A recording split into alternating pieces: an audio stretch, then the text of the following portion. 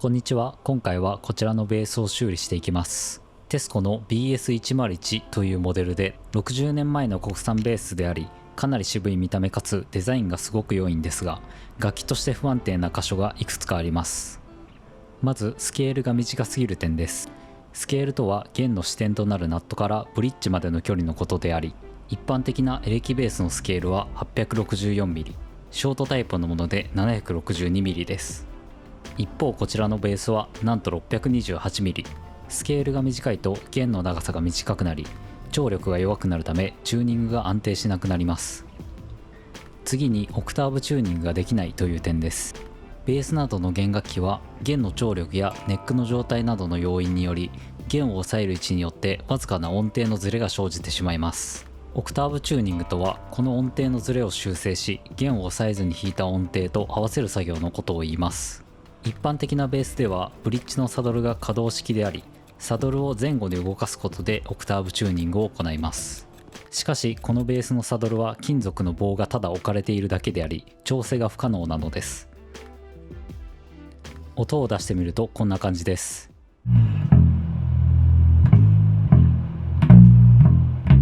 弦のテンションが緩いので音に輪郭がなくボワボワしており、音程も不安定です。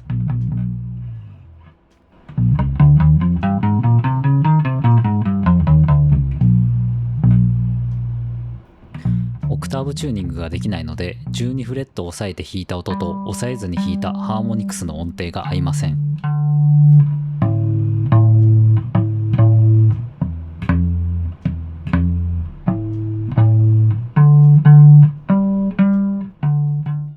最後にトラスロットがないという点です。トラスロットとはネックの内部に仕込まれている金属製の棒のことで、ナットが取り付けられており、それを回すことによってネックの反りを調整します。ネックは湿度・温度の変化や弦の張力によって経年で反ってしまうものであり、トラスロットがないと反りの修正ができないため、楽器の寿命が短くなってしまいます。調整用のナットが見当たらないし、ネット上にもロットが入っていないベースであるという記述があったので、この時点ではネックには何も入っていないものだと思っていましたが、後に意外な事実が判明します。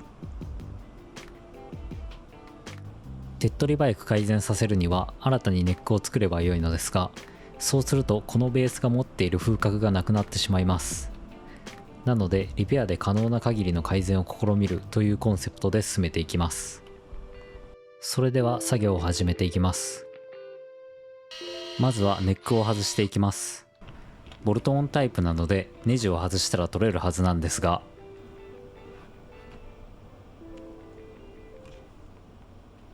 なぜか取れません。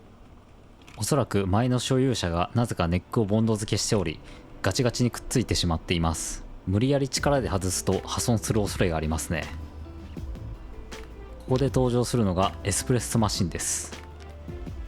メルカリで2000円だったデロンギのパチモンみたいなやつですが、蒸気が出てくれれば何でもいいです。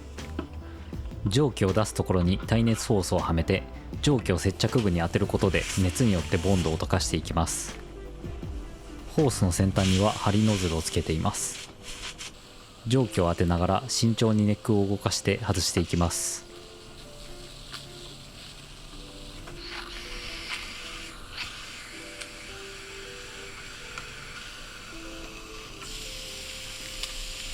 無事外すことができました。こびりついたボンドをのみで削ぎ落としておきます。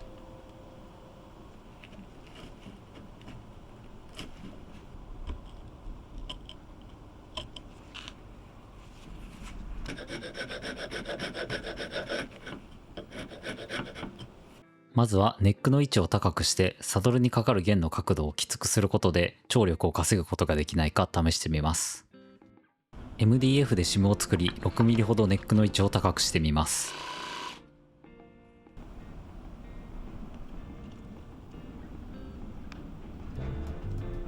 音を出した感じ、ほんのわずかですがテンションが上がっている気はしますが、ほとんど変わらないですね。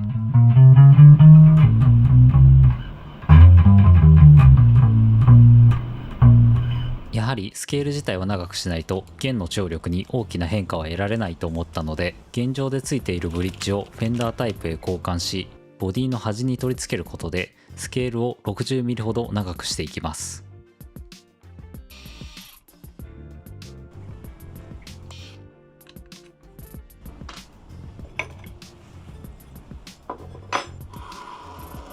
ボディのセンターラインとブリッジのセンターラインを合わせて固定用ネジ穴の円を描きます。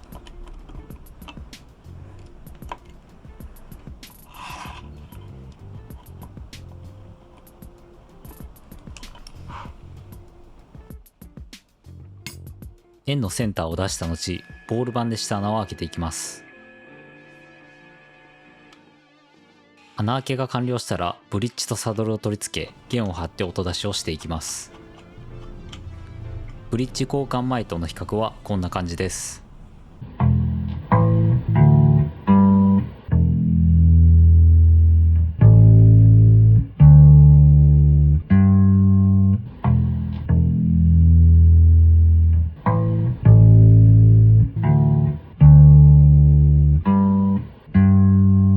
ブリッジ交換前の映像ではロングトーンで記録していなかったので少し分かりづらい比較になってしまいましたが、交換前よりも音に輪郭が出てきました。もう少しテンション感が欲しいと思ったので、次の手としてネックの位置を現状よりも前にずらすことでスケールを長くするという案を考えました。位置をずらしたことで空いたスペースは木片を継ぎ足して補強していくのですが、継ぎ足し部分をあまりに長くしてしまうと強度の面で不安が出てくるので、継ぎ足す木片は 20mm くらいにしておきます。木片の接着面を紙やすりで整えて、マホガニーの端材に接着面の形状をトレースし、丸のことのみで形を作ります。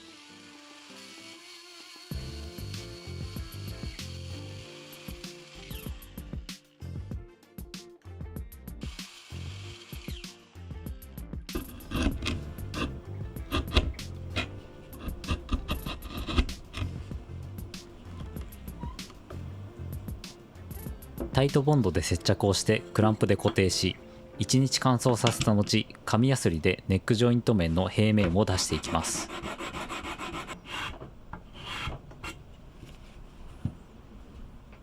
平面が出たら元あったジョイント用のネジ穴を埋めるためにドリルで穴を拡張させた後、接着剤をつけて埋め木をします。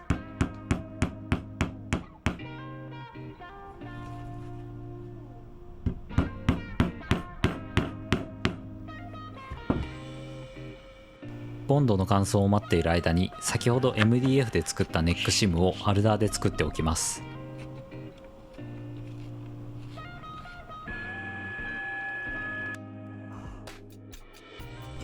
埋め木の接着が完了したら飛び出ている部分を削り取ります。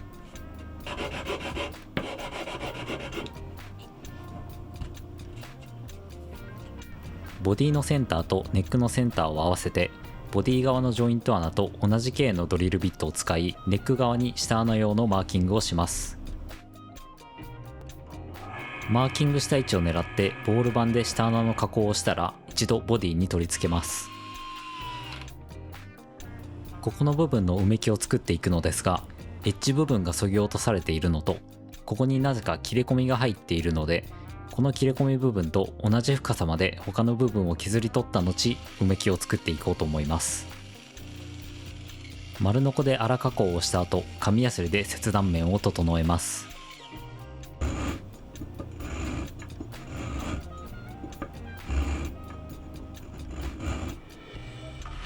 埋め木の大きさを紙やすりで調整し、溝とぴったりになったらボンドで接着をしておきます。側面に微妙にある段差は後に塗装で埋めていく予定です。この状態で音を確認してみましょう。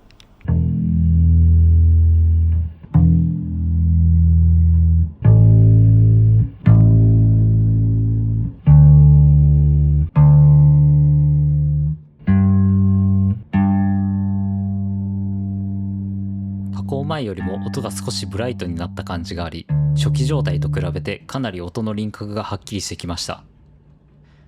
これで弦のテンションを強くするための加工は一旦完了です。続いてトラスロッドの取り付け加工をしていきます。まずはフレットを外します。抜く時に指板がチップしてしまわないように水で濡らした後、ハンダゴテで温めてから抜きます。フレットが抜き終わったら指板を剥がしていきます。ラバーヒーターで指板を温めてボンドを溶かしながら剥がしていくのですが、温度調整ができるようにパワーコントローラーを使用しています。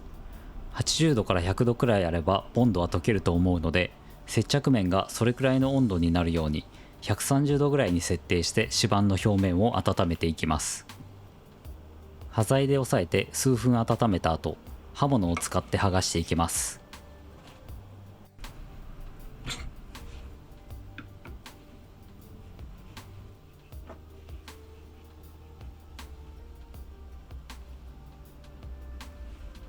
温めた場所を剥がし終えたら少しずつ移動させて同じ作業を繰り返していきます。木をえぐらないように慎重に時間をかけて作業をします。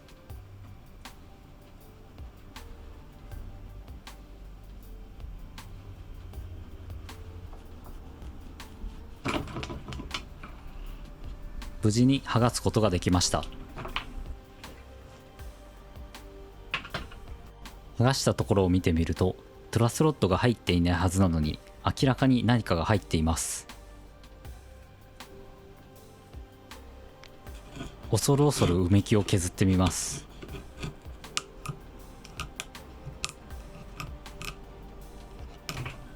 なんと謎の棒のようなものが現れました。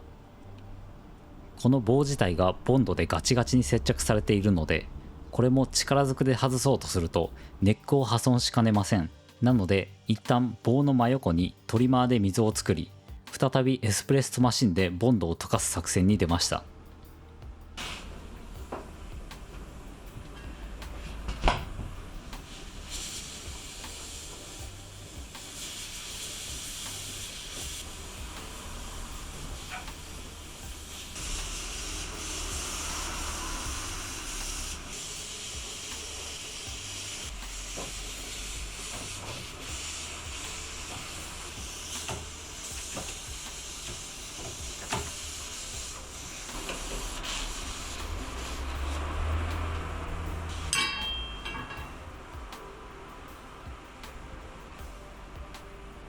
無事棒を取り外すことができました。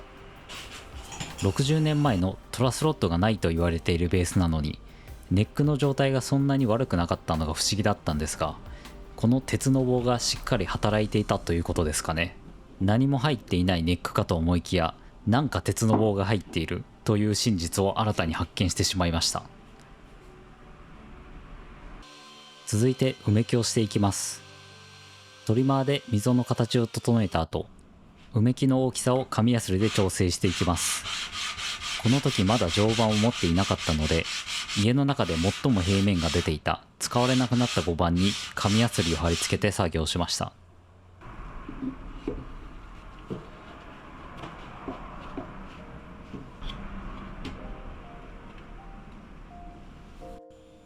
埋め木をタイトボンドで接着し、クランプで固定して1日放置します。接着が完了したら飛び出ている部分をカンナで削り、紙やすりで平面を出しておきます。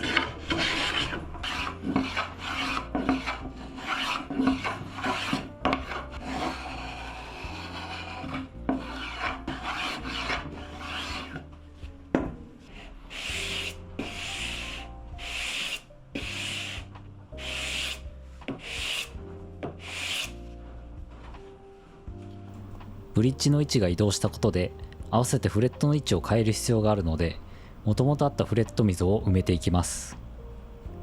この細い木はローズウッドの端材を丸ノコで薄くカットすることで作りました。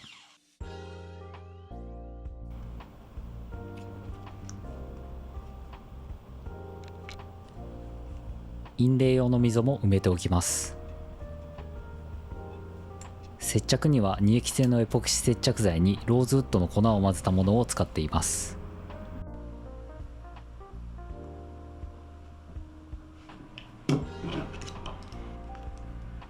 接着完了後、飛び出ている部分をのみカンナ、紙やすりを使って削っていきます。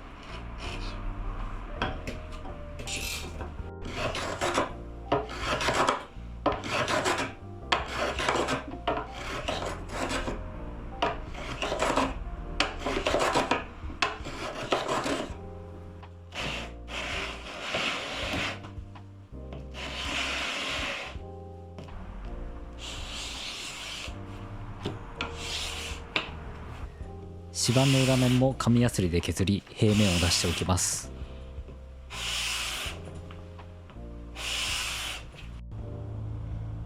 新たなフレット位置を鉛筆で描いていきます。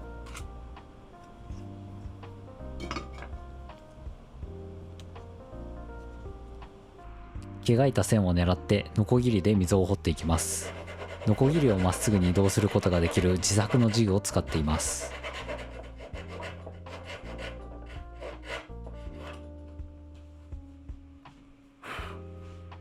インレイ用の溝はのみで加工をしておきます。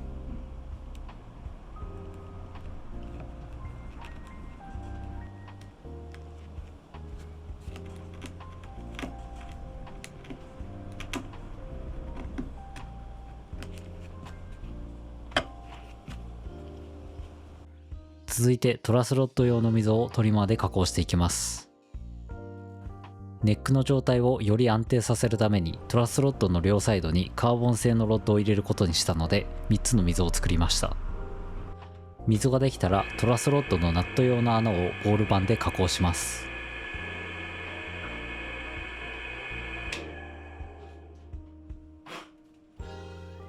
トラスロッドの真鍮ブロック部分を打ち込んで固定していきます。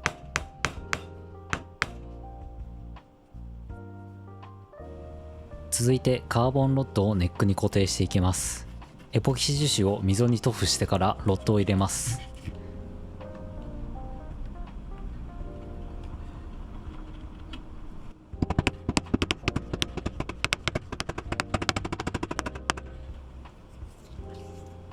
その後ロッド上部の溝にエポキシ樹脂を充填していきます。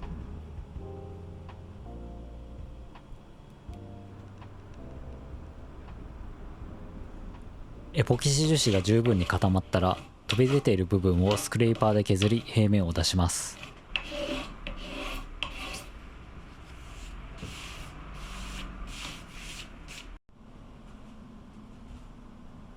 タイトボンドを筆で塗布し指板を接着していきます。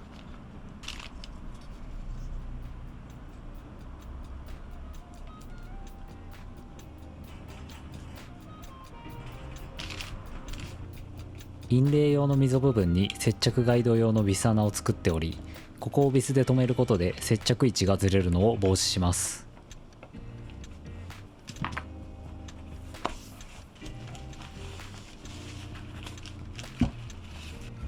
当て木をしてクランプで留めます。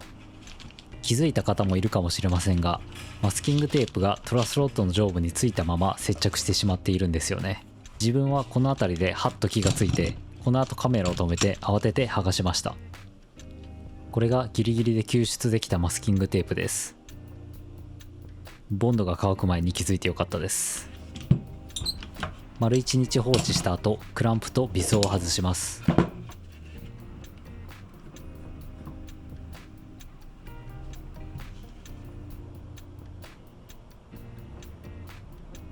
インレイを接着し、飛び出ている部分を紙やすりで削った後、バインディングを接着していきます。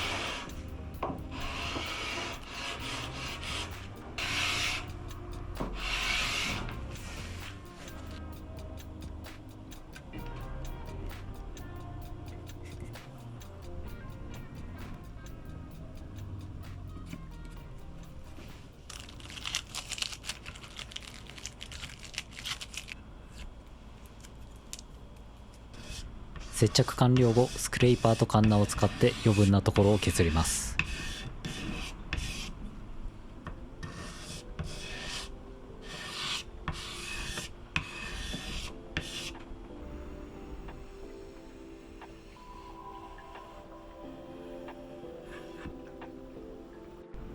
続いてフレットを打ち込んでいきます。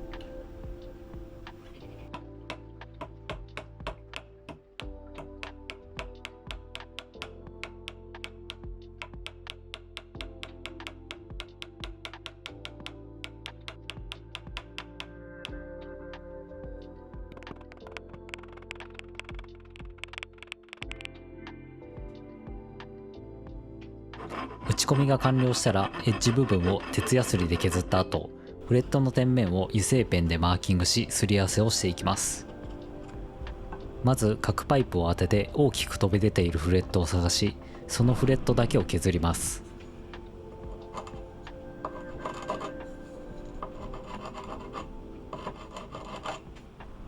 これを弦の通り道4箇所で繰り返し、ある程度高さが揃った段階で全体を撫でるようにして削ります。角パイプを当てた時に全てのフレットとの間で隙間がなくなればすり合わせ完了です。フレットすり合わせ後はフレットの頂点が削られて平らになっているので丸めていく処理をします。油性ペンで点面を塗りつぶした後、専用のヤスリを使って丸めていきます。油性ペンの跡が細い1本の線になるまでを目安とします。フレットのエッジを丸めていく処理をします。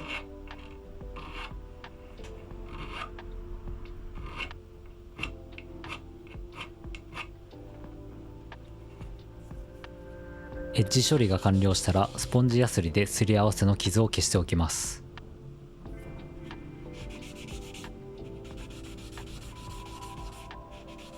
バインディングのエッジ部分をスクレーパーで面取りしておきます。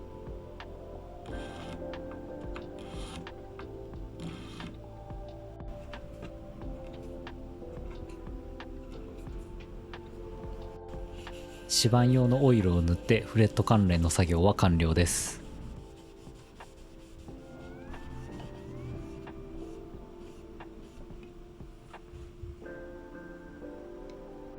継ぎ足し部分の木片をクリア塗装しておきます。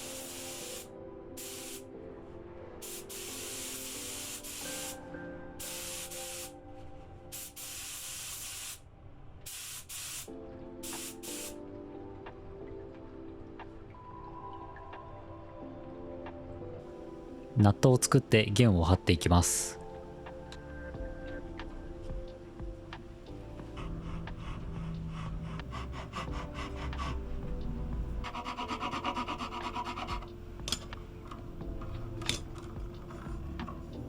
3フレットを押さえた時に1個目のフレットにギリギリ弦が触れない程度の深さになるまでを目安にしています。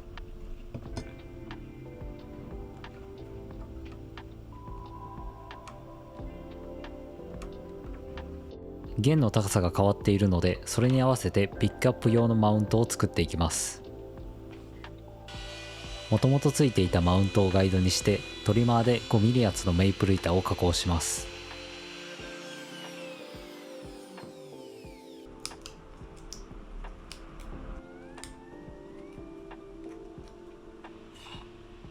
同じ要領で 1mm 厚のメイプル板を加工してそれを4枚作りました。1mm 厚の板の枚数を変えることで高さを調整できるようにしています。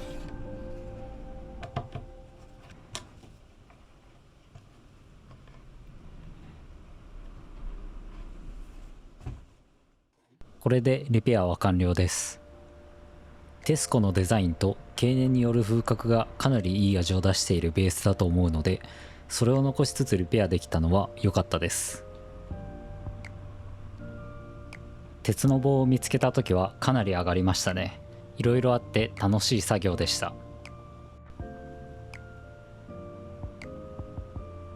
あと指板剥がしやカーボンロッドの埋め込みなど、これまでやったことない作業ができて良かったです。スケールは最終的に 705mm ほどになりました。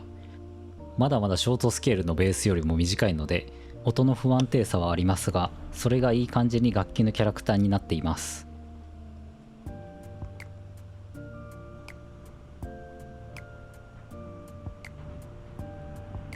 見た目も音も独自性のある唯一無二の楽器に仕上がったと思います。